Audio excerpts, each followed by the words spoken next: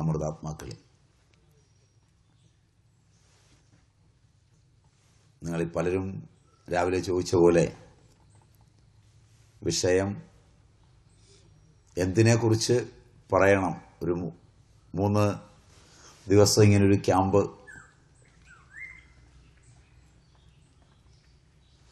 അത് ഏത് വിഷയത്തെക്കുറിച്ചായിരിക്കും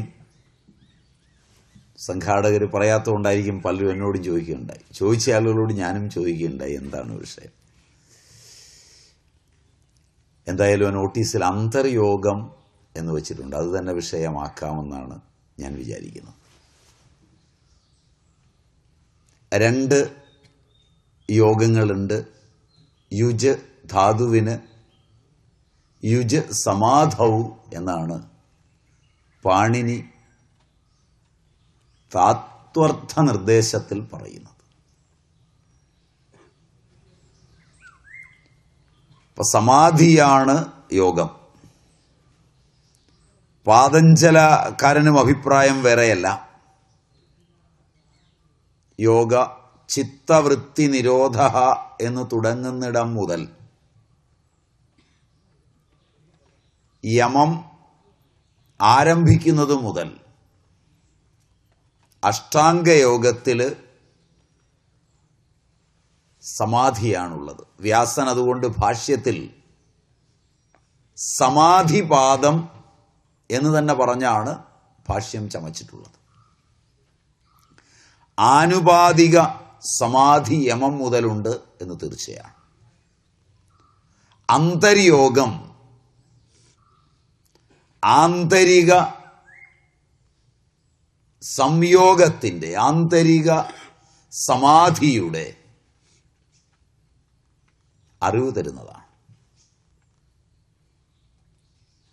ഇപ്പൊ ജീവിതത്തിന് ബഹിരംഗയോഗവും അന്തരംഗയോഗവും എന്ന് രണ്ടുണ്ട്.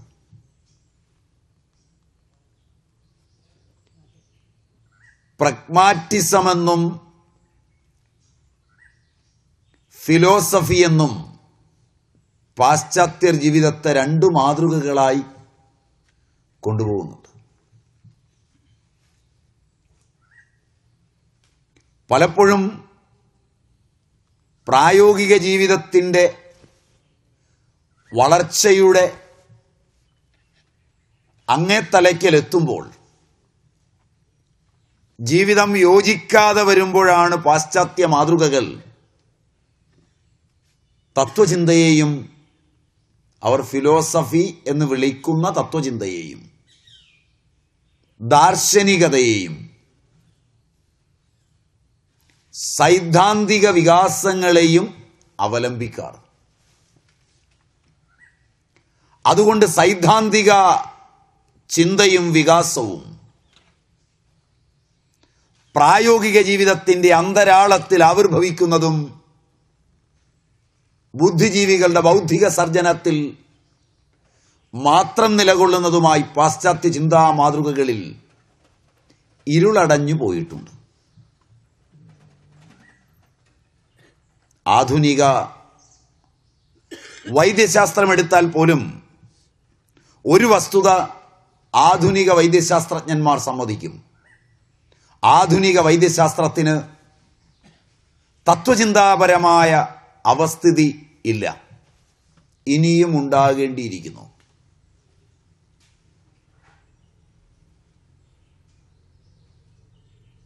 ഭാരതീയ ചിന്താ മാതൃകകൾ അതിൻ്റെ ദാർശനിക സവിശേഷതയിൽ നിന്നാണ് രൂപമെടുക്കുന്നത് എന്ന് പറയാം. ഇവിടുത്തെ അജ്ഞരെന്നും വിദ്യാഭ്യാസമില്ലാത്തവരെന്നും നാം കരുതുന്ന ആളുകൾ ദർശനത്തിന് പ്രാധാന്യം നൽകി ആണ് ഓരോ ചുവടും വയ്ക്കുന്നത്. ആന്തരികമായൊരു സമാധി അനുഭവം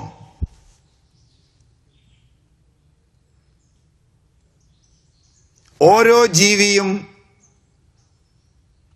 അനുഭവിക്കുന്നതിനോടൊപ്പമാണ് അവൻ്റെ ബഹിരംഗ സാധനകൾ വികസിച്ച് പുഷ്കലമാകുന്നത്.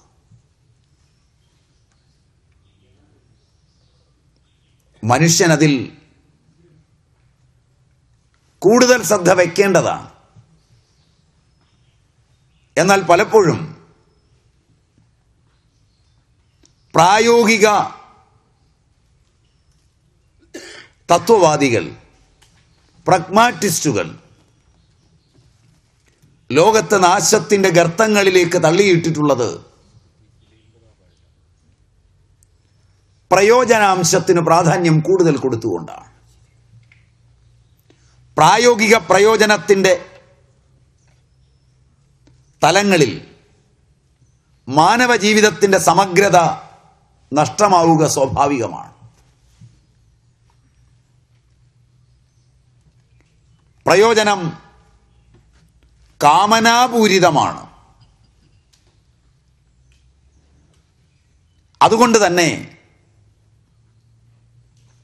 കാമനയിൽ ഇന്ദ്രിയങ്ങൾ പരിച്ഛിന്നങ്ങളാവുകയും മനസ്സ് ദുർബലമായി തീരുകയും ബുദ്ധി വികലമാവുകയും ചെയ്യുമ്പോൾ പ്രായോഗികവാദികൾ ലോകത്തെ കൊണ്ടുപോകുന്നത് പലപ്പോഴും വിനാശത്തിന്റെ ഗർത്തങ്ങളിലേക്കായിരിക്കും.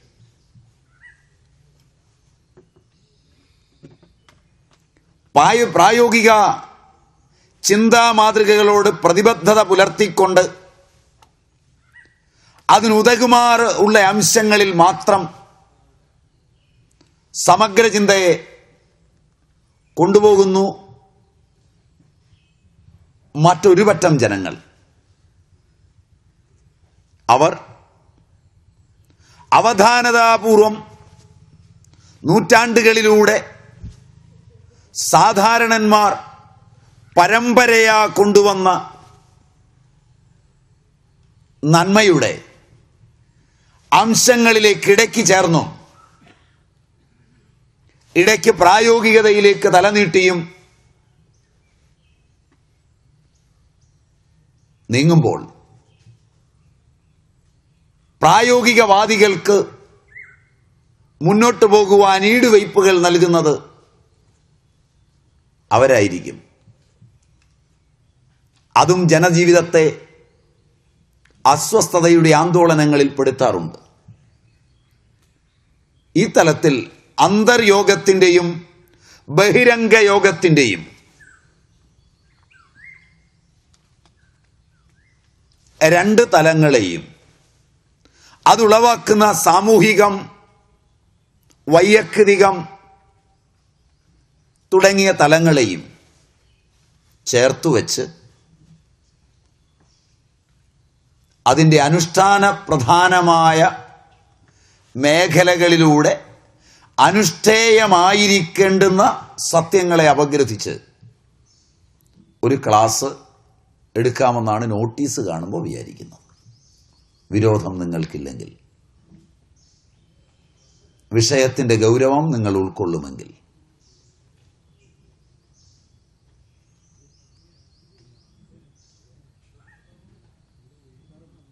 ഇല്ലെങ്കിൽ വിഷയം ഏത് വേണമെങ്കിൽ മാറ്റുകയും ചെയ്യാം.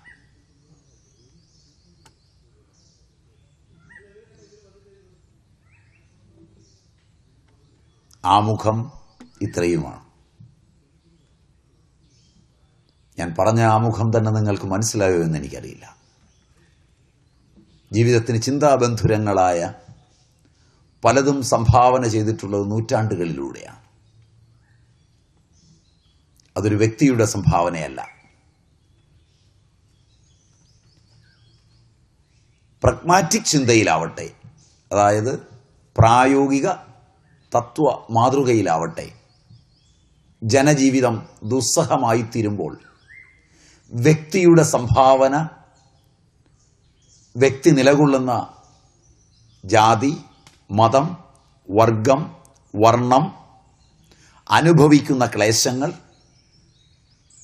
അവൻ്റെ ദേശീയ തലങ്ങൾ, ഇവയുടെ അടിസ്ഥാനത്തിലുള്ള നവ്യവ്യാഖ്യാനങ്ങൾ നൽകി ആ പ്രായോഗിക ചിന്തയെ വേറൊരു മുഖത്തേക്ക് കൊണ്ടുപോകുന്ന പരിഷ്കാരങ്ങളാണ് പാശ്ചാത്യ ചിന്താ മാതൃകകളിൽ നിറഞ്ഞു നിൽക്കുന്നത്.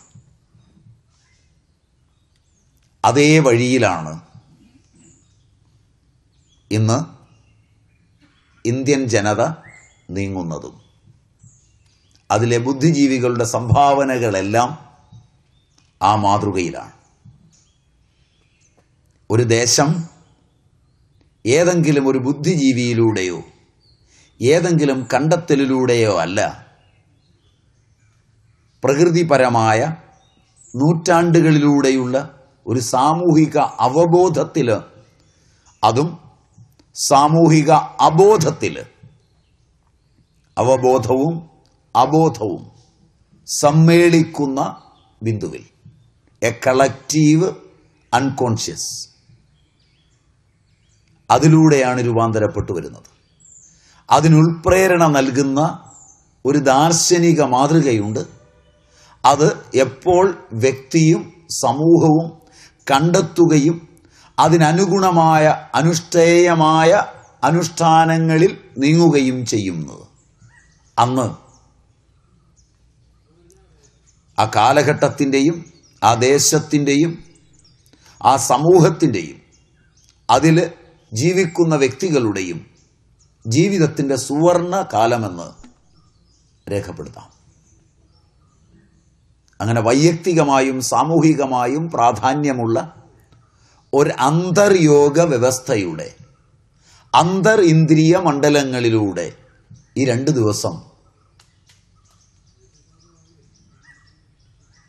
ഗുരുവനത്തിലെ ഈ അന്തരീക്ഷത്തിൽ യാത്ര ചെയ്യാം എന്ന സങ്കല്പമാണ് ഇവിടെ കയറി ഇരുന്നപ്പോൾ തോന്നിയത്. അത് നിങ്ങൾക്ക് പഥ്യമാകുമെങ്കിൽ, ആ വിഷയം നിങ്ങൾക്ക് ദഹിക്കുമെങ്കിൽ, അതിനൊരു നിമിഷം കൊണ്ട് നിങ്ങളുടെ മനസ്സുകൾ തയ്യാറെടുക്കുമെങ്കിൽ, പറയുന്ന ഞാനും കേൾക്കുന്ന നിങ്ങളും ഒരു നിമിഷാർത്ഥം നിലവിലുള്ള അറിവിനെ മുഴുവൻ മറന്നുപോകുമെങ്കിൽ, പഠിക്കാൻ വളരെ സുഖമുള്ള ഒന്നായിരിക്കും അതെന്ന് എനിക്ക് തോന്നുന്നു.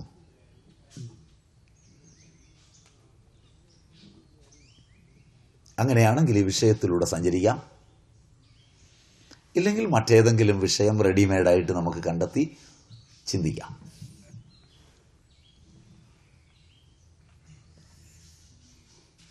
സംഘാടകരോട് ഞാൻ ചോദിച്ചിരുന്നു, വിഷയം എന്തെങ്കിലും ഉണ്ടോ? ഇതുവരെ ഒന്നുമില്ല സ്വാമി, വിഷയമൊന്നും സ്വാമി പറഞ്ഞില്ല എന്ന് അവർ പറഞ്ഞു. വിഷയമൊന്നും നിങ്ങൾ ക്ഷണിച്ചപ്പോൾ പറഞ്ഞില്ല എന്ന് ഞാനും പറഞ്ഞു. പിന്നെ വന്നവരോടൊക്കെ അവരൊക്കെ എന്നോട് ആദ്യം ചോദിച്ചു എന്താണ് വിഷയം. സംഘാടകരോട് ചോദിച്ചില്ലെന്ന് ചോദിച്ചപ്പോൾ അവർ പറഞ്ഞു ഒരു വിഷയവും ഇല്ല എന്ന് പറഞ്ഞു. അപ്പോൾ പിന്നെ അവരോട് ഞാനും ചോദിച്ചു നിങ്ങളെന്താണ് വിഷയം കേൾക്കാൻ വന്നിരിക്കുന്നത്, അതും അവർ പറഞ്ഞില്ല. അപ്പോൾ പിന്നെ ഒരു വിഷയം വേണമല്ലോ, അതുകൊണ്ടാണ് ഇങ്ങനെ തിരഞ്ഞെടുത്തത്. പഥ്യമാകുമെങ്കിൽ അതിലെ സഞ്ചരിക്കാം. പഥ്യമാണ്. വിഷയത്തിൻ്റെ ഗൗരവം മനസ്സിലായി കാണുമെന്ന് ഞാൻ വിചാരിക്കുന്നു. ആദ്യം ഒന്നാമത് അന്തർയോഗമാണ് ഞാൻ വിഷയമായി പറഞ്ഞത്. അന്തർ എന്ന് പറഞ്ഞാൽ അകത്ത് നടക്കുന്നതാണ്. അകത്തുള്ളത് എല്ലാ വിദ്യാസങ്കേതങ്ങളിലൂടെ പരതിയാലും അജ്ഞേയമാണ്.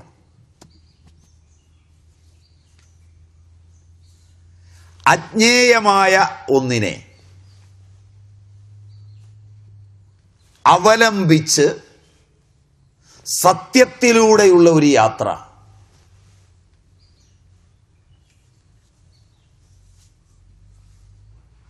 ഇതിനെ ആത്മീയ യാത്ര എന്ന് പ്രാചീനർ വിളിക്കും.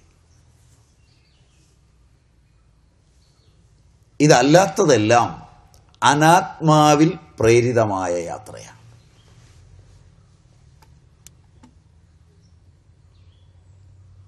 അപ്പോൾ ഞാൻ എൻ്റെ സത്യപന്ഥാവിലൂടെ നീങ്ങുവാൻ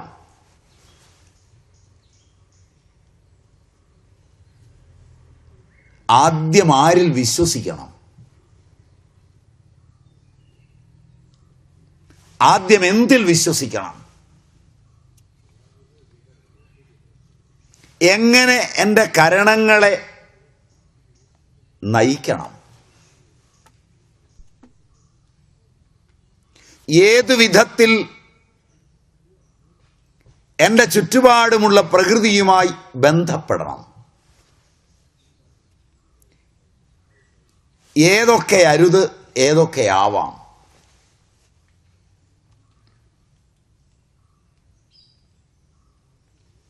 ഇങ്ങനെ ഒട്ടേറെ പ്രശ്നങ്ങൾ നമ്മുടെ മനസ്സിന് മുൻപിലെത്തും. ഇതുവരെ എത്തിയിട്ടുണ്ടാവുമോ? ഇല്ലെങ്കിൽ ഇപ്പോൾ എത്തണം. ജീവിക്കാൻ ആരംഭിക്കുമ്പോൾ ഒരു കുഞ്ഞ് അവന് തിരിച്ചറിവ് വരുമ്പോൾ തന്നെ ആദ്യം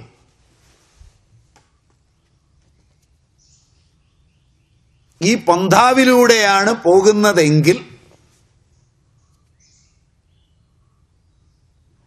അവനിൽ ആന്തരികമായിരിക്കുന്ന ചോദനയെ തിരിച്ചറിയണം. പുറത്തുള്ളതിനെയെല്ലാം അറിയുന്നതിന് മുമ്പ്,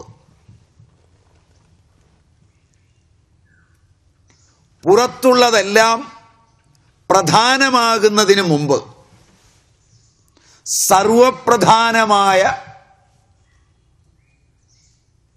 ഞാൻ എന്നതാണ് അവയിലെല്ലാം എൻ്റെ സ്പർശമായി, എൻ്റെ ദർശമായി, രൂപമായി, രസമായി, ഗന്ധമായി ഒക്കെ പ്രതിഫലിക്കുന്നത് എന്ന്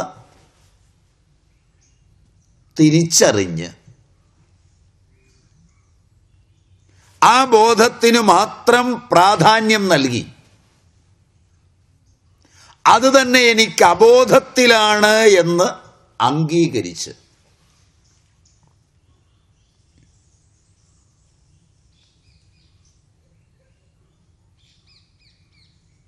ഏത് വിധത്തിൽ അപഗ്രഥിച്ചു നോക്കിയാലും എൻ്റെ ഫ്രീ വിൽ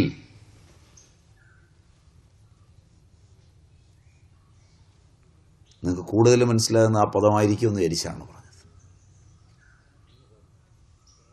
സ്വേച്ഛ അപ്രസക്തമാണെന്ന് മനസ്സിലാക്കി.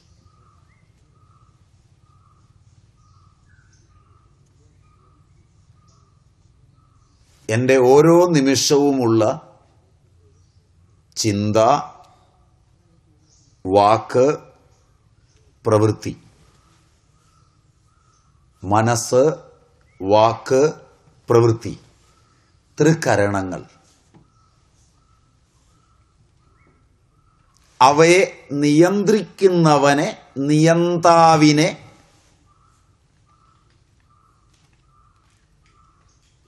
കണ്ടെത്തുവാനുള്ള അന്വേഷണവും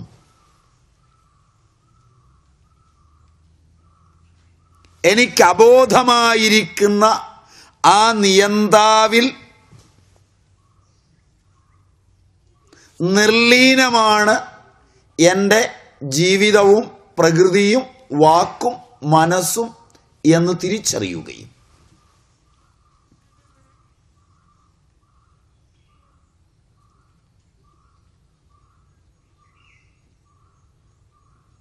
അതിനായി ഞാൻ എൻ്റെ ബഹിർമുഖങ്ങളായ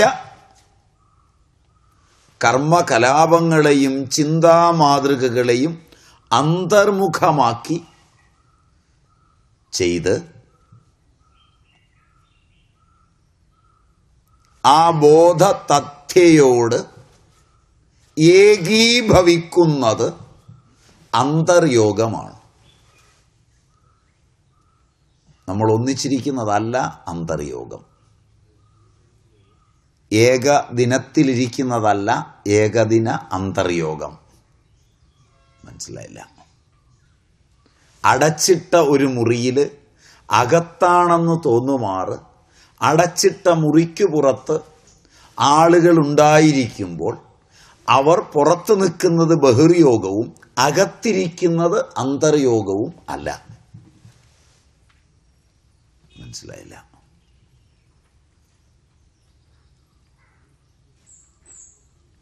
എൻ്റെ ബഹിരംഗ സാധനകൾക്ക് വിഷയമായിരിക്കുന്ന വസ്തുക്കളിൽ നിന്നും ആ വിഷയങ്ങളെ അവയോടൊപ്പമോ അവയില്ലാതെയോ അവ മാത്രമായോ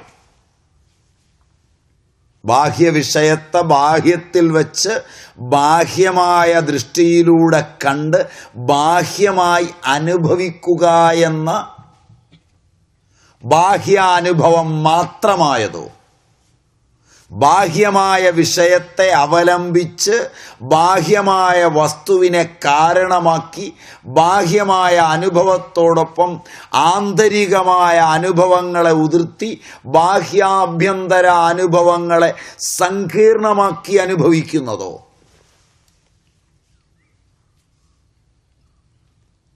ബാഹ്യാനുഭവങ്ങളും ബാഹ്യാഭ്യന്തരാനുഭവങ്ങളും ഒന്നു മാത്രമായും രണ്ടും കലർത്തിയും അനുഭവിച്ച് ക്ഷീണിച്ച ഞാൻ അനുഭവങ്ങളില്ലാത്ത ബീജത്തിൽ അന്തസ്ഥിതനായി ഉറങ്ങുന്നതോ,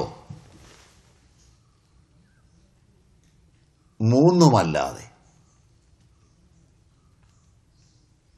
ബാഹ്യാനുഭവത്തിൻ്റെയും ബാഹ്യാഭ്യന്തര മിശ്രിതാനുഭവങ്ങളുടെയും ആഭ്യന്തരാനുഭവങ്ങളിൽ നിന്ന് ചേതനയെ പിൻവലിച്ച്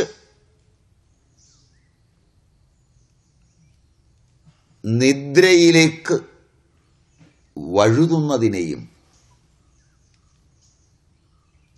ഒരുപോലെ അപഗ്രഥിച്ച് അന്തർമുഖനായി അതിൻ്റെ കാരണമായിരിക്കുന്ന ബോധത്തിൽ മാത്രം അന്വേഷണം ആരംഭിക്കുന്നത് അന്തർയോഗമാണ്.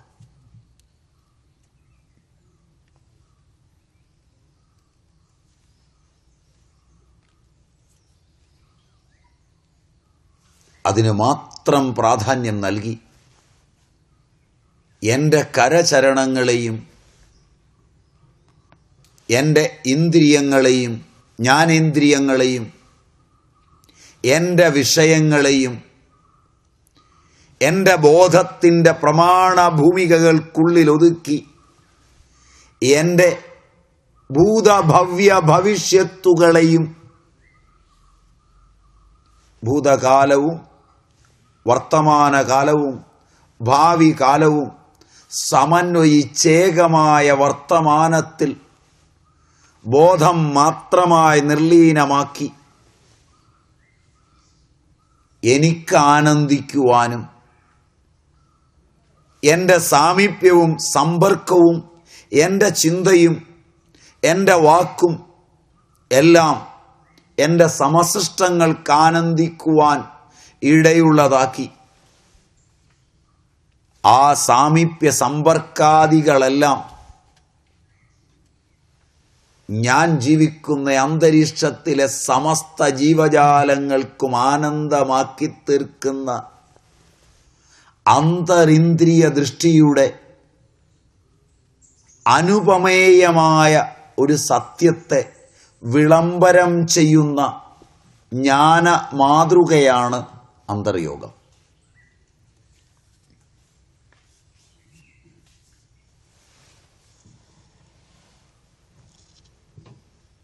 ഇതിനുള്ളിലൂടെ യാത്ര ചെയ്യുവാനാണ് പ്രാചീനർ ശ്രമിച്ചത്.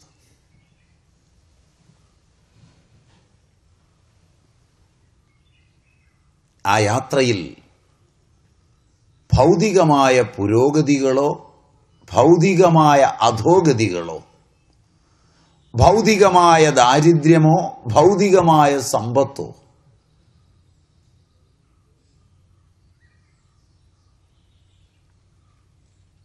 അതിൽ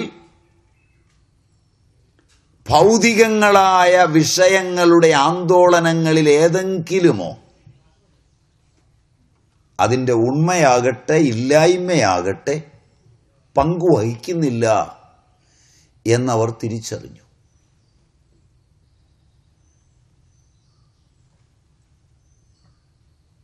ആ യാത്രയിലൂടെ പോകുമ്പോൾ ബാഹ്യചേഷ്ടകളും ചേതനകളും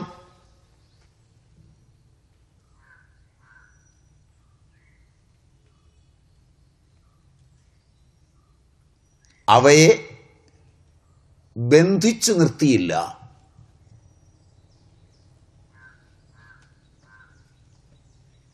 ബഹിരംഗ സാധനയിൽ അവ മാത്രമാണ് പ്രാധാന്യമുള്ളത്.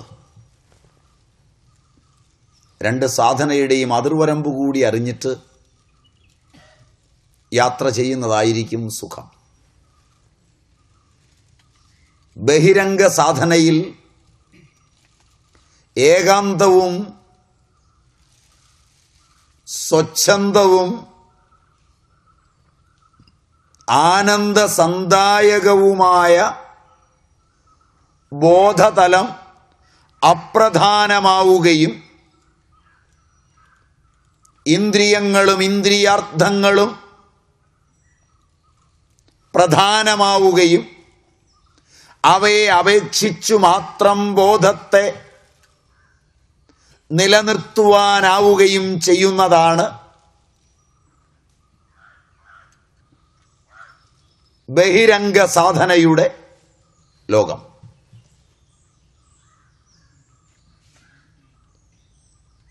ഞാൻ എൻ്റെ ഭാഷ ലളിതവൽക്കരിക്കേണ്ടതുണ്ടെങ്കിൽ പറയാം. വിശദീകരണങ്ങൾ കൂടുതൽ വേണമെന്നുണ്ടെങ്കിൽ പറയാം. ഉദാഹരണങ്ങൾ അനുപേക്ഷണീയങ്ങളാണെന്ന് തോന്നുന്നുവെങ്കിൽ പറയാം. ആദ്യം എനിക്ക് മനസ്സിലാകുന്ന, ഞാൻ കേട്ടാൽ എനിക്ക് മനസ്സിലാകുന്ന എൻ്റെ ആചാര്യ പാരമ്പര്യത്തിൻ്റെ ഭാഷയിൽ ഞാൻ സംസാരിച്ചു തുടങ്ങും. നിങ്ങൾക്കൊപ്പം എത്താൻ പറ്റിയില്ലെങ്കിൽ ഭാഷയെ ഏത് നിലകളിലേക്കും സന്നിവേശിപ്പിക്കാവുന്നതാണ്. അതിന് പറ്റിയില്ലെങ്കിൽ ഞാൻ പറയുന്ന കാര്യങ്ങൾ എനിക്ക് തന്നെ മനസ്സിലായിട്ടില്ല എന്ന് തീർച്ചയാണ്. മനസ്സിലായത് എത്രത്തോളവും ലളിതവൽക്കരിച്ച് പറയാനാവും. അതുകൊണ്ട് നിങ്ങൾക്ക് മനസ്സിലാകാതെ ഇരിക്കുന്ന നിശബ്ദതയാണെങ്കിൽ എന്നോട് അങ്ങനെ പറയാം. അല്ല, മനസ്സിലാകുമ്പോൾ അത് ഉള്ളിൽ തട്ടുന്ന നിശബ്ദതയാണെങ്കിൽ ഞാനിതിനെ ഇതിൽ കൂടുതൽ ലളിതവൽക്കരിച്ചു കൂടാ.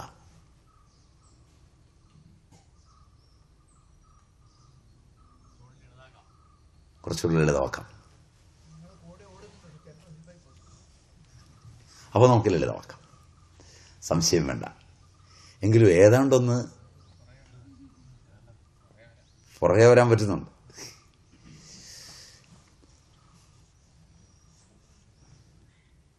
പറഞ്ഞു നിർത്തിയത് മറന്നുപോയി. അതെനിക്ക് മറവി വളരെ കൂടുതലാണ്.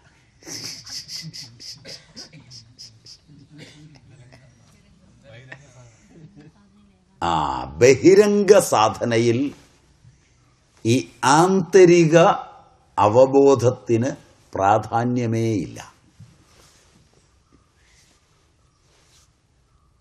ഞാൻ എന്ന പരമപ്രധാനമായ എൻ്റെ ബോധത്തിന് പൂർണ്ണമായും പ്രാധാന്യം നഷ്ടപ്പെട്ടിട്ടാണ് എൻ്റെ ബഹിരംഗ സാധനകളെല്ലാം ആവിർഭവിക്കുന്നത്.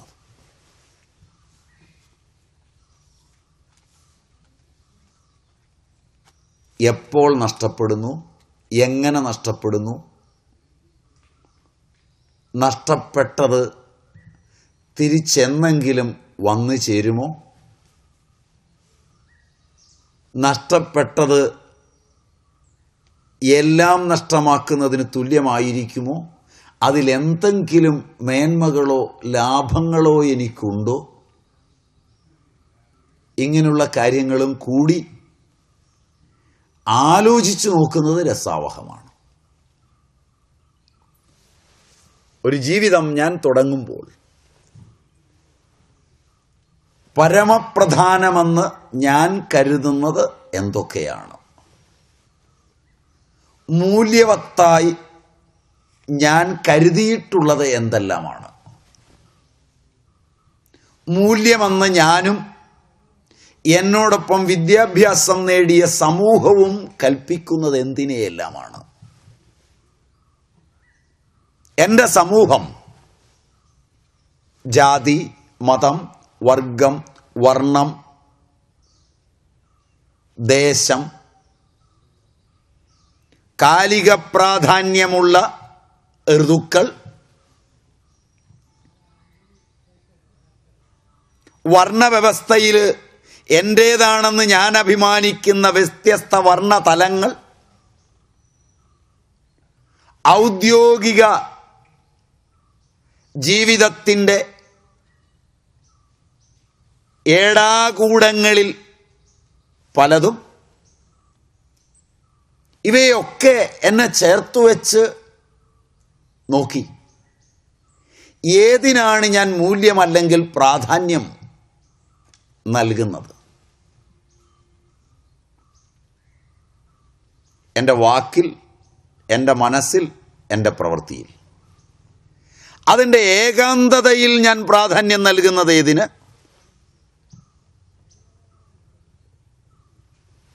എൻ്റെ സമൂഹമൊപ്പം വരുമ്പോൾ, എൻ്റെ ജാതിയിൽപ്പെട്ടവരോടൊപ്പം ഇരിക്കുമ്പോൾ ഞാൻ മൂല്യം നൽകുന്നത് എന്തിന്? എൻ്റെ രാഷ്ട്രീയ സാമൂഹ്യ മണ്ഡലങ്ങളിലെ ബന്ധത്തിൽ മറ്റാരുമില്ലെന്ന് എനിക്ക് ഉറപ്പ് വരുന്നൊരു വേളയിൽ ഞാൻ മൂല്യം നൽകി ചർച്ച ചെയ്യുന്നത് എന്തിന്? എൻ്റെ ഗ്രൂപ്പ് മാത്രമായിരിക്കുമ്പോൾ ഞാൻ മൂല്യം നൽകുന്ന വാസ്തവികങ്ങളായ അംശങ്ങളേവ? എൻ്റെ ഗ്രൂപ്പും എതിർ ഗ്രൂപ്പും ഉള്ളപ്പോൾ എന്നെ സംസാരിക്കാൻ അനുവദിച്ചാൽ എൻ്റെ വാക്കുകളിൽ മൂല്യം ഏതിലാണ് നിലഞ്ഞു നിൽക്കുക?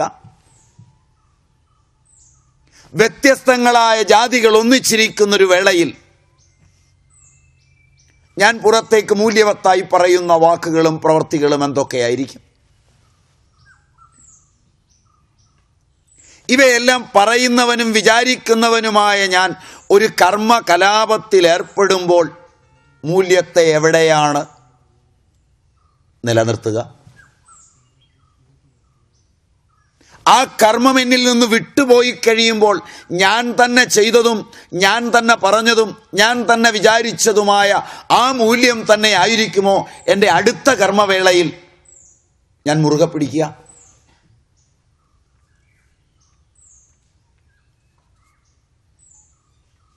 എൻ്റെ ജീവിതത്തിൻ്റെ സമഗ്രമായ മുന്നേറ്റത്തിൽ 10 കൊല്ലമോ 20 കൊല്ലമോ 30 കൊല്ലമോ 40 കൊല്ലമോ 50 കൊല്ലമോ എത്രയാണോ ഇപ്പോൾ എൻ്റെ ആയുസ്സിൽ ഞാൻ ചെലവഴിച്ച് കഴിഞ്ഞത്, ഈ ജന്മത്തിൽ എൻ്റെ ബോധതലത്തിലുള്ള ആയുർദൈർഘ്യത്തിൽ എത്ര തവണ എൻ്റെ കർമ്മങ്ങളിൽ, എൻ്റെ വിചാരങ്ങളിൽ, എൻ്റെ വാക്കുകളിൽ ഈ മൂല്യബോധത്തെ ഞാൻ പുനഃപ്രതിഷ്ഠിച്ച് കഴിഞ്ഞിട്ടുണ്ട്? അവയിലെല്ലാം എൻ്റെ ആഗ്രഹങ്ങൾക്ക് എത്രത്തോളം പങ്കുണ്ട്?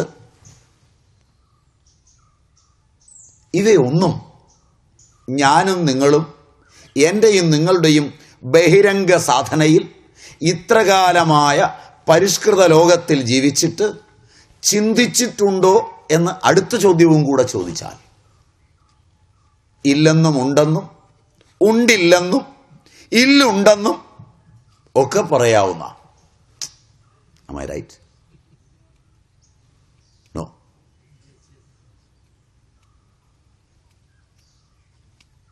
അപ്പോൾ ജീവിതത്തെ ഒരു പുനർചിന്തനത്തിന്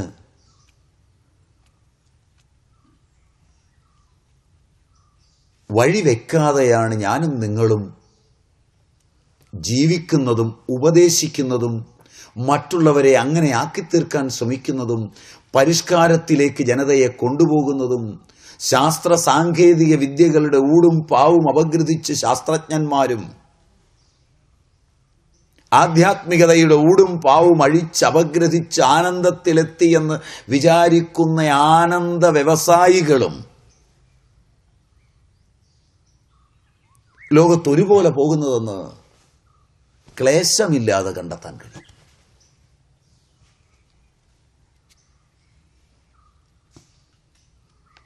അറിവില്ലായ്മയുടെ ഏടാകൂടങ്ങളെ അറിവെന്ന അഹന്തയിൽ ആക്രോശിച്ച് സ്വജീവിതവും അന്യജീവിതവും ജീവിക്കാൻ അനുവദിക്കാതെ കളഞ്ഞു കുളിക്കുന്ന സങ്കീർണവും സങ്കല്പബഹുലവുമായ ഒരു ജീവിതക്രമത്തെ ആധ്യാത്മികമെന്നും ഭൗതികമെന്നുമൊക്കെ അറിയാതെ പേരിട്ട് നാം വിളിക്കുന്നു എന്ന് മാത്രം.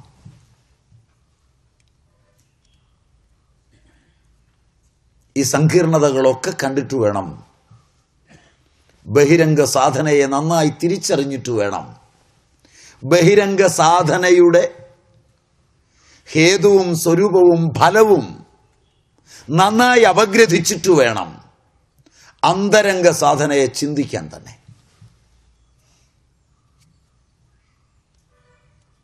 അപ്പോഴേ വിഷയത്തിൻ്റെ ഗൗരവം തന്നെ നിങ്ങൾക്കും എനിക്കും മനസ്സിലാവും.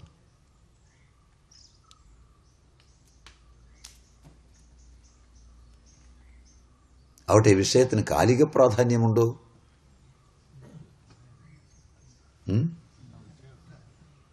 വൈയക്തിക പ്രാധാന്യമുണ്ടോ?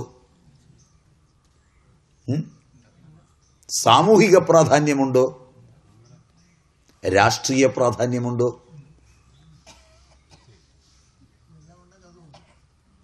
സാർവദേശീയ പ്രാധാന്യമുണ്ടോ?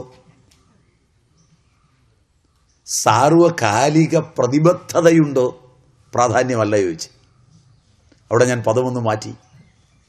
സാർവകാലിക പ്രതിബദ്ധതയുണ്ടോ? ചിന്തിച്ചാൽ സർവകാലത്തേക്കും ഉതകുന്നതും സർവകാലത്തിൻ്റെയും ജീവിതക്രമങ്ങളെ രൂപപ്പെടുത്താൻ പറ്റുന്നതുമായ ഒരു പ്രതിബദ്ധത ആ വിഷയത്തിനുള്ളിൽ അന്തർമുഖമായി ഒളിഞ്ഞു കിടപ്പുണ്ടെങ്കിൽ അത് അഴിവില്ലാത്തൊരു സത്യത്തിലേക്ക് എന്നെയും നിങ്ങളെയും എത്തിക്കുകയാൽ അത് ശ്രൗതമായിരിക്കും എന്നർത്ഥം. അതുകൊണ്ടാണ് സാർവകാലിക പ്രതിബദ്ധത ആ വിഷയത്തിനുണ്ടോ? എന്ത് തോന്നുന്നു?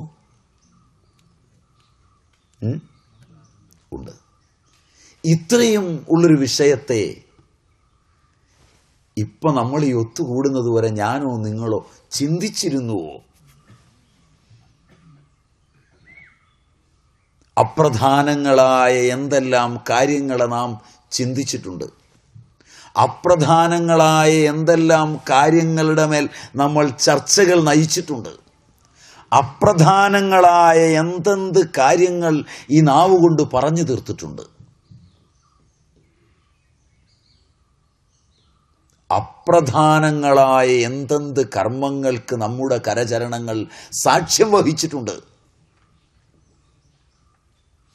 ഈ കർമ്മങ്ങളിലും ഈ വാക്കുകളിലും ഈ അനുഭവങ്ങളിലും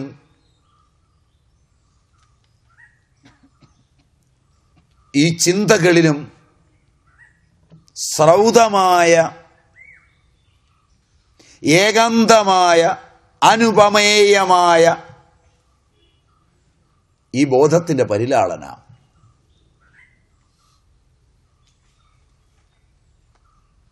നമ്മെ ഒരു അന്തർയോഗ സമാധിയിലേക്ക് എന്നെങ്കിലും കൊണ്ടുപോയിട്ടുണ്ടോ?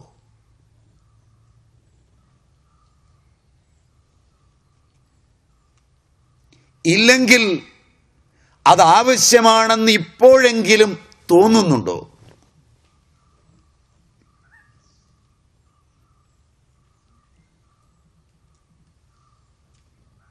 ഇതും കൂടെ കണ്ടെത്തിയിട്ട് വേണം പഠിക്കാൻ. ബഹിരംഗ ശോധനയുടെ ഹേതുവും സ്വരൂപവും ഫലവും അതിനു മുമ്പ് ഈ ഒരു ലാളിത്യവും ചിന്തയും നമുക്ക് അനിവാര്യമാണ്.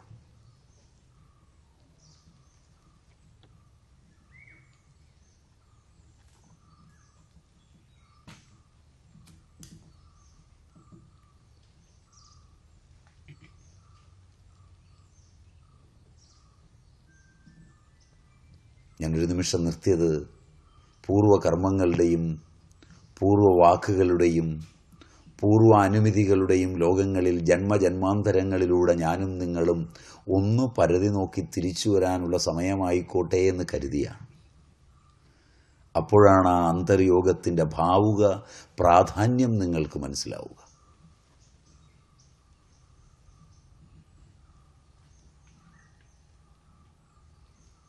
എത്ര ജന്മങ്ങൾ, ഐതിഹാസികങ്ങളായ എത്രയെത്ര ജന്മങ്ങൾ,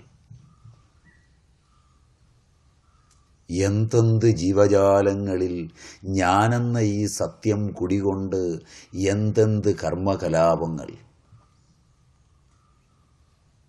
എത്രയെത്ര വിഷയാനുഭവങ്ങൾ,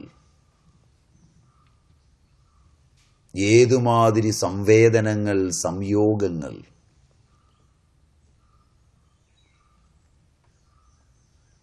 എത്ര സമ്പാദ്യങ്ങൾ.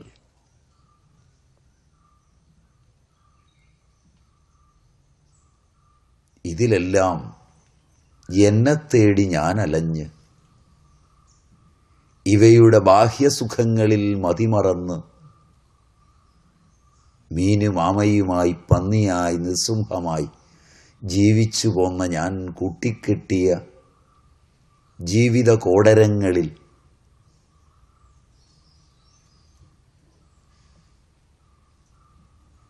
എന്നെ ഞാൻ മറന്നുപോയ ലൗകിക വ്യാപാരത്തിൻ്റെ അവതാര ദുഃഖങ്ങളിൽ, അവതാര സുഖങ്ങളിൽ എന്നല്ല പദം ഞാൻ ഉപയോഗിച്ചത്, അവതാര ദുഃഖങ്ങളിൽ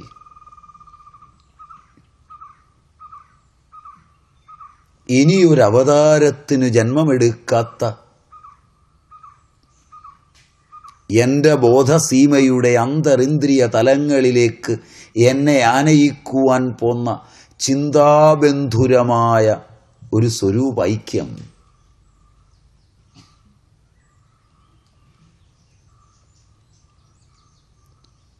എനിക്ക് സുസാധ്യമാണോ എന്നെങ്കിലും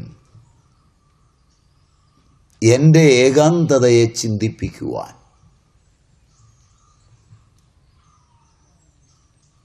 ഒരവസരം എൻ്റെ ബോധസീമയിൽ മെനഞ്ഞെടുക്കുക.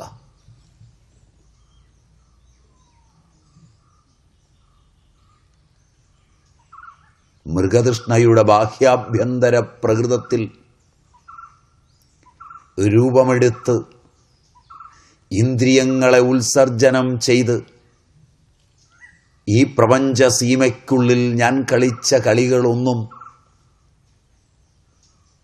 ആന്തരികമല്ലായിരുന്നു എന്ന് ഞാനും നിങ്ങളും ഒരുപോലെ അറിയുന്നു എന്നാണ് എൻ്റെ വിശ്വാസം. ശരിയല്ല, ശരിയല്ല.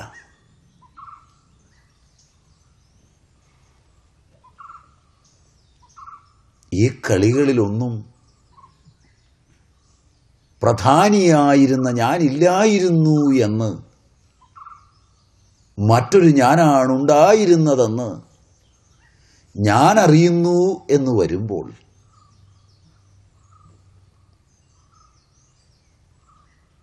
ഉള്ളം തളിർക്കുന്നൊരെൻ്റെ വേദന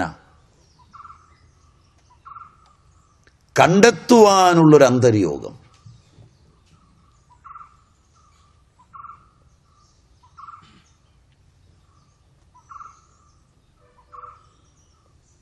അതിലെൻ്റെ ബാഹ്യപ്രകൃതിയുടെ ഹേതുവും സ്വരൂപവും ഫലവും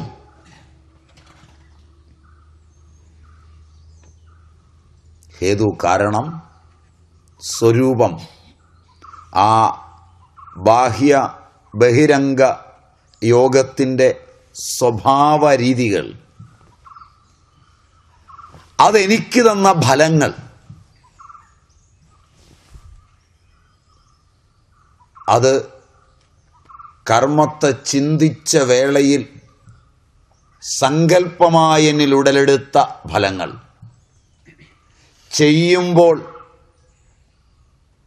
ചെയ്യുന്ന വേളയിൽ എനിക്കുണ്ടായിരുന്ന ശാക്തിക പ്രഭാവവും അതെനിക്ക് തരുമെന്ന് പ്രതീക്ഷയായിരുന്ന ഫലവും ചെയ്ത് കഴിഞ്ഞ് അതെനിക്ക് തന്ന ശാക്തിക പ്രഭാവമോ എന്നിൽ നഷ്ടപ്പെടുത്തിയ ശാക്തിക പ്രഭാവമോ തന്നതോ തരുമെന്ന് പ്രതീക്ഷിച്ചിരുന്ന് ലഭിക്കാതെ നഷ്ടമായതോ ആയ ഫലവും. ഇവിടെയൊക്കെ വരുമ്പോഴാണ് നിങ്ങൾക്ക് ഏകാഗ്രത ചിലപ്പോൾ നഷ്ടമാകാവുന്നത്. എൻ്റെ വാക്കുകൾക്കൊപ്പം ഒരുമിച്ച് സഞ്ചരിക്കാൻ പ്രയാസം വരുന്നത്. എൻ്റെ ബഹിരംഗ സാധനയുടെ ഹേതു നമ്പർ 1 കാരണം. ഏത് കാരണമാണ് എന്നെ ബഹിരംഗ സാധനയിലേക്ക് നയിച്ചത്? അത് ജ്ഞാനമോ അജ്ഞാനമോ? ഉത്തരം പെട്ടെന്ന് ചിന്തിക്കണ്ട. കാരണം ചോദ്യങ്ങളായി എൻ്റെയും നിങ്ങളുടെയും ഉള്ളിലൊന്ന് കിടന്ന് രൂപപ്പെട്ട് വന്നില്ലെങ്കിൽ പെട്ടെന്ന് നമുക്ക് മനസ്സിലായി കഴിഞ്ഞാലും നമ്മൾ അറിയാതെ മറ്റതിലേക്ക് വഴുതി വീഴും. അപ്പോൾ നമുക്ക് പിന്നീടൊരിക്കൽ പറയേണ്ടി വരും, അറിഞ്ഞുകൊണ്ട് ഈ ചതിക്കുഴിയിൽ വീണുവെന്ന്. കാരണം അറിഞ്ഞു എന്നുള്ളതിൻ്റെ ലക്ഷണമാണ് അജ്ഞാനമെന്ന് ഞാനും നിങ്ങളും കണ്ടെത്തിയിരിക്കുന്നു. പക്ഷേ കർമ്മവേളയിൽ അജ്ഞാനമെന്ന് കണ്ടെത്തിയ നമ്മൾ തന്നെ ഈ ചതിക്കുഴിയിൽ കിടക്കുന്നു. മനസ്സിലായി? എന്തേ ഇങ്ങനെ പറ്റിയത്? അതിൻ്റെ കാരണം നമ്മോട് ചോദിക്കാൻ നിവൃത്തിയില്ലാതെ ലോകത്തോട് നമ്മൾ ചോദിക്കുന്നു. ഓരോ ആചാര്യനും ഓരോ ശിഷ്യനും ഓരോ ഗുരുപരമ്പരയും ഓരോ ശിഷ്യ പരമ്പരയും ഓരോ ജാതിയും ഓരോ മതവും ഓരോ അച്ഛനും ഓരോ അമ്മയും ഓരോ ഭരണാധികാരിയും ഓരോ ഭരണീയനും ഓരോ നിയമജ്ഞനും ഓരോ നിയമത്തിന് വിധേയനാകുന്നവനും ഈ ചോദ്യം പരസ്പരം ചോദ്യം ചോദിച്ചതിൽ അറിവുണ്ടെന്ന് തെറ്റിദ്ധരിച്ച് വീണ്ടും അജ്ഞാനത്തിൽ തന്നെ നിലകൊള്ളുന്നു. Am I right? ആത്മാർത്ഥമായി ഈ ചോദ്യം എന്നോട് ഞാൻ ചോദിച്ചിട്ടില്ല എന്ന് സമ്മതിക്കാൻ ഞാൻ വൈകുന്നു. തികച്ചും അന്തരംഗമായി എന്നിൽ ആവിർഭവിച്ച് എന്നിലുണ്ടായി എന്നിൽ നിലനിന്ന് എന്നിൽ മറയുന്ന ഈ മഹാസത്യത്തോട് ഞാൻ ഒറ്റയ്ക്ക് നീതി പുലർത്താൻ നിർഭയനായി അതിനെ നേരിടാൻ ഏതോ ഭയം എന്നെ ഗ്രസിച്ച് കഴിയാത്തവനായിത്തീരുന്നു. Am I right? കാര്യത്തെ വളരെ വളരെ അടുത്ത് കാണാൻ ഒരു ശ്രമം. കാഴ്ച നിങ്ങളുടേതാണ്.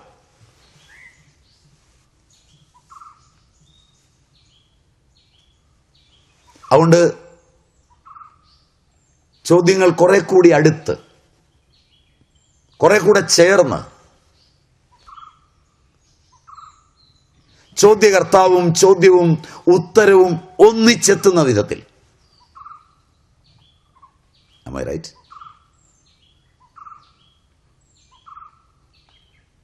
അതുകൊണ്ട് ഹേതു എന്താണ് ഇതിൻ്റെ? അത് ജ്ഞാനമോ അജ്ഞാനമോ? ജ്ഞാനമാണെന്നാണ് ചിലർ അജ്ഞാനമാണെന്നാണ്. ചിലർ അജ്ഞാനമാണെന്ന് ബാഹ്യമായി അറിഞ്ഞിരിക്കുന്നു, ജ്ഞാനമാണെന്ന് വിശ്വസിക്കുന്നു. ചിലർ ജ്ഞാനമാണെന്ന് വിശ്വസിക്കുന്നു, അജ്ഞാനമാണെന്ന് പറയുന്നു. മനസ്സിലായില്ല? ചിലത് ജ്ഞാനമോ അജ്ഞാനമോ എന്ന് ഇനിയും തിരിച്ചറിയാനായിട്ടില്ല എന്ന് വിലപിക്കുന്നു. ഇതല്ലേ ശരി? അല്ലേ? കാരണം എൻ്റെ ഈ ബഹിരംഗ സാധനയുടെ രംഗവർണ്ണങ്ങൾ എൻ്റെ ജ്ഞാനത്തിൻ്റെ ഫലമോ അജ്ഞാനത്തിൻ്റെ ഫലമോ എന്ന് ഇതുവരെയുള്ള ഒരു ശ്രുതിയെയും സ്മൃതിയെയും കൂട്ടുപിടിക്കാതെ ഞാനും എൻ്റെ കർമ്മങ്ങളും മാത്രം നിലനിർത്തി ചിന്തിച്ചാൽ സമ്മിശ്രമാണ്. എൻ്റെ പൂർവന്മാർ പഠിപ്പിച്ച ശ്രുതിയെ അവലംബിച്ചാൽ ഇത് അജ്ഞാനമാണ്.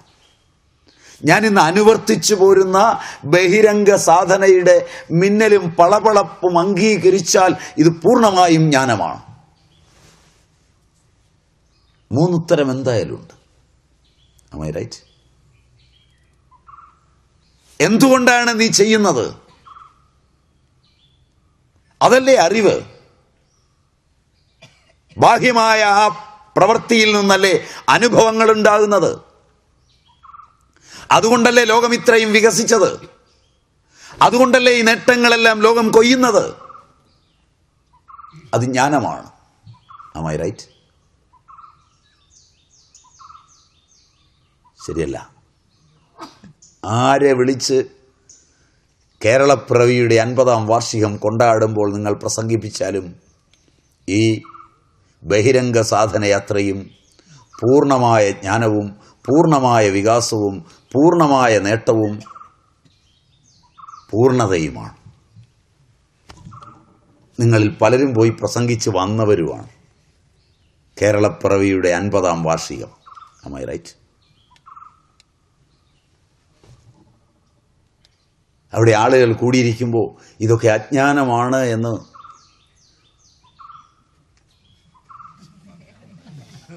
നിങ്ങൾ പറയില്ല എന്ന് മാത്രമല്ല, അവർക്കൊട്ടും മനസ്സിലാവുകയുമില്ല. റൈറ്റ്?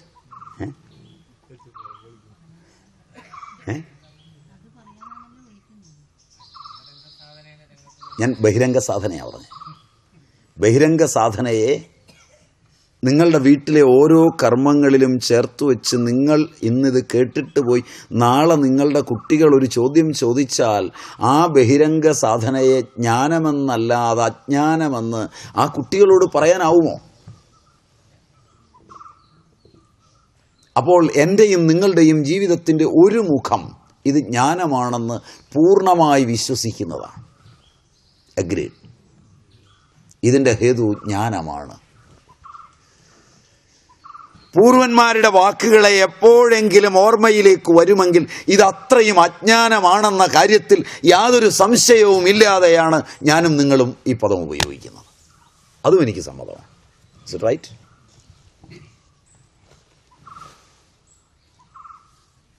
ആദ്യം ഈ സാധനയിലൂടെ പോകുമ്പോൾ തിരിച്ചറിയേണ്ടത് നമ്മുടെ ഇരട്ടത്താപ്പും മനസ്സിലായില്ല, നമ്മുടെ സമീപനവും, അതിൽ നമ്മുടെ ആന്തരികമായ നിഷ്ഠയും ഏതെന്നുള്ള ഉറച്ച തീരുമാനമാണ്. അവികലവും അചഞ്ചലവും അത്യുദാരവും അനിഷേധ്യവുമായ സത്യത്തിൻ്റെ പന്ഥാവിനെ തിരഞ്ഞെടുക്കുമ്പോൾ എൻ്റെ സമസ്ത ശങ്കകളും ബാഹ്യമായും ആഭ്യന്തരമായും ആദ്യം ഞാൻ ഉന്മൂലനം ചെയ്യേണ്ടതാണ്. അതിനെൻ്റെ മുമ്പിലെ ഏറ്റവും വലിയ തടസ്സം എന്ന് ഞാൻ വിശ്വസിക്കുന്നത് ഈ ബഹിരംഗ സാധനയിലുള്ള എൻ്റെ വിശ്വാസ പ്രമാണങ്ങളാണ്.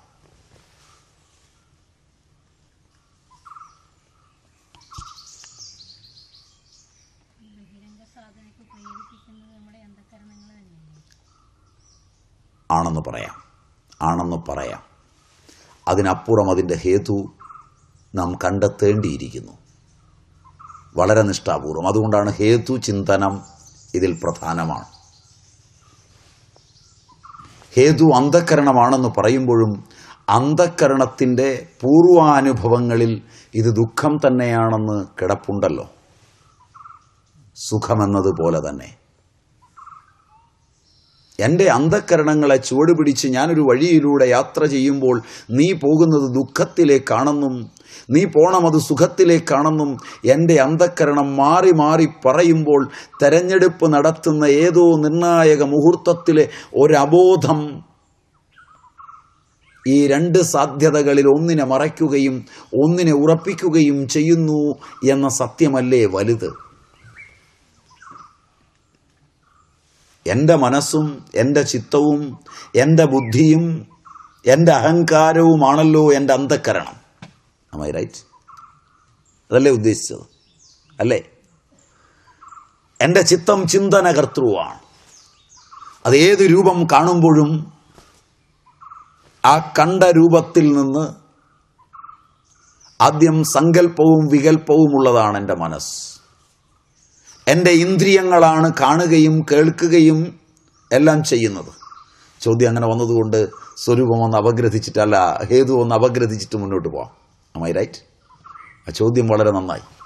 വെറുതെ ആവില്ല ചോദിച്ചതെന്ന് വിചാരിക്കാം. എൻ്റെ മുമ്പിലിരിക്കുന്ന ഒരു വസ്തുവിനെ എൻ്റെ ഇന്ദ്രിയങ്ങളിൽ ഏതെങ്കിലും ഒന്നാണ് എൻ്റെ അറിവിന് വിഷയീഭവിപ്പിക്കുന്നത്. സ്പർശം കൊണ്ടാണെങ്കിൽ എൻ്റെ ത്വക്ക് മസ്തിഷ്കത്തിൽ ആ വസ്തുവിൻ്റെ രൂപം, നിറം,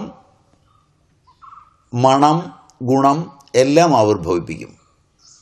സ്പർശം കൊണ്ട് ഇത്രയും ആവിർഭവിപ്പിക്കാൻ എൻ്റെ ത്വക്കിനാവില്ല.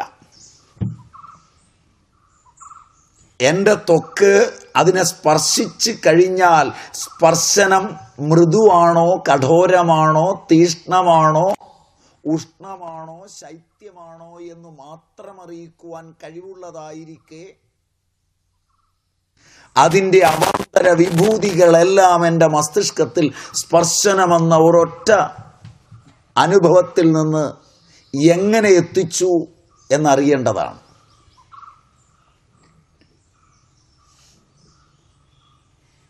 സ്പർശനത്തെ അവലംബിച്ച് ഇതര ഇന്ദ്രിയങ്ങളെ മുഴുവൻ അന്ധമാക്കി സ്പർശനത്തിൽ നിന്നൊരു പ്രപഞ്ച സത്യത്തെ ഞാൻ കണ്ടെത്തിയിരിക്കുന്നു എന്ന് അന്ധമായി വിശ്വസിച്ച് അതിനെ ചുറ്റിപ്പറ്റിയൊരു പ്രപഞ്ചം എൻ്റെ ബോധതലത്തിൽ രൂപാന്തരപ്പെടുന്നുണ്ടോ എന്ന് ഞാൻ അറിയേണ്ടതാണ്. ഉണ്ടാവുമോ? ഉണ്ട്. മനസ്സിലായി? ഉണ്ട്, തീർച്ചയാണ്. ഞാനൊരു വസ്തുവിനെ കണ്ടതിൽ നിന്ന് ആ വസ്തുവുമായുള്ള എൻ്റെ ചർച്ചയുടെ അവാന്തര വിഭൂതികളിലെ സ്വർഗീയങ്ങളായ സുഖങ്ങളുടെ ആയിരം ഭാവതലങ്ങൾ ജനിപ്പിക്കുവാൻ എൻ്റെ കാണുക എന്ന ആ കാഴ്ച ശക്തിയായ ഇന്ദ്രിയത്തിന് കഴിവുകളില്ലെങ്കിലും ഇതെല്ലാം കഴിയുമെന്ന് ആ ഇന്ദ്രിയവുമായി ചേരുന്നൊരു വേളയിൽ ഞാൻ തിരിച്ചറിയുകയും ആ ഭാവഹാവാദികൾ മുഴുവൻ എൻ്റെ മസ്തിഷ്കത്തിൽ ചേർത്ത് വയ്ക്കുകയും ചെയ്യുന്നുണ്ടോ? അതല്ല, എൻ്റെ ഈ ഇന്ദ്രിയത്തിന് കാണാൻ മാത്രമേ കഴിവുള്ളൂ, അത് ബാഹ്യമായി കാണുക മാത്രമേ ചെയ്തിട്ടുള്ളൂ, കണ്ടതിൽ നിന്നൊരു നിഗമനത്തിലും ഞാൻ എത്തുന്നത് ശരിയല്ല എന്ന് എൻ്റെ ബോധം എന്നെ ഇനിയും അനുഭവങ്ങളിൽ നിന്ന് പഠിപ്പിച്ചിട്ടുണ്ടോ?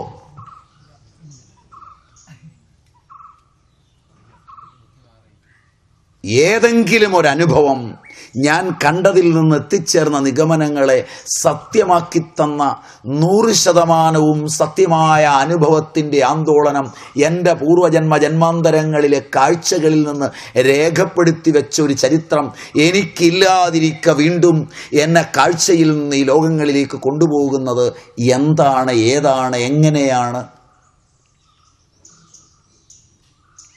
ഇതെൻ്റെ വിദ്യാഭ്യാസത്തിൻ്റെ ഏതെങ്കിലും അലുക്കുകളിൽ എപ്പോഴെങ്കിലും എൻ്റെ അച്ഛനോ എൻ്റെ അമ്മയോ എൻ്റെ പാരമ്പര്യമോ എൻ്റെ അധ്യാപകരോ എൻ്റെ ഗുരുക്കന്മാരോ എൻ്റെ ആധ്യാത്മിക ആനന്ദം തരാൻ ഇറങ്ങി നടക്കുന്ന ആധ്യാത്മികവാദികളോ എൻ്റെ രാഷ്ട്രമോ എൻ്റെ സങ്കല്പമോ എന്നെങ്കിലും ഈ കാലഘട്ടത്തിൽ എനിക്ക് തരുന്നുണ്ടോ?